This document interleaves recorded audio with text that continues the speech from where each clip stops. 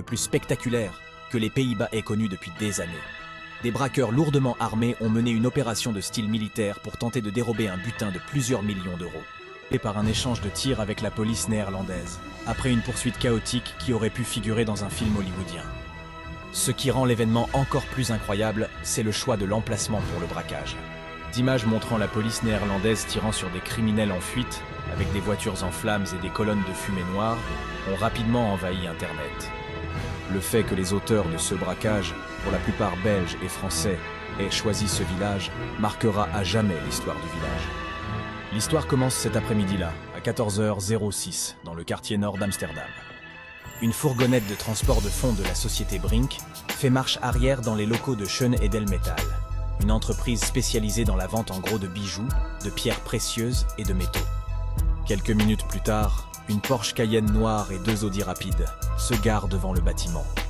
La Porsche avance brusquement et percute la grille d'entrée, alors que 2 hommes masqués, armés d'un fusil à pompe et d'un fusil d'assaut, commencent à décharger 5 palettes contenant entre 600 et 880 kg d'or.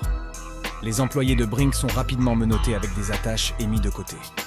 Un employé de Schoen Edelmetall parvient à fermer le coffre-fort et se cache dans une salle sécurisée avec 6 collègues tout en appelant la police. Grâce aux images de la vidéosurveillance, ils aperçoivent 7 hommes traînant des caisses et des cartons pour les jeter dans les coffres de la Porsche et de l'Audi.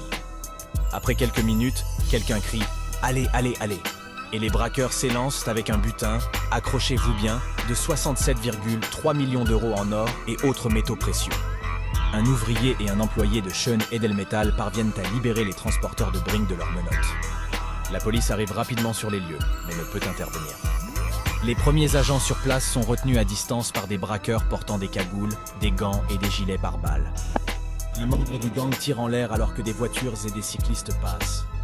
En prenant la fuite vers le nord via la Liavardaveg, la Porsche Cayenne et les Audi rencontrent de plus en plus de voitures de police.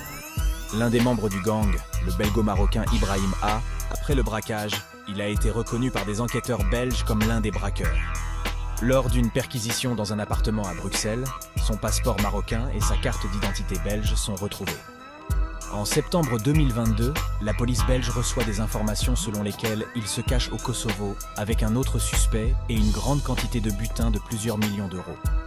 Un an avant le braquage, Ibrahim avait réussi à s'échapper de prison en Belgique, où il purgeait une peine de 21 ans pour une série de braquages. Les équipes de recherche active de fugitifs et la police judiciaire fédérale de Bruxelles, en collaboration avec la police locale, parviennent à localiser Ibrahim à Conakry, la capitale de la République de Guinée.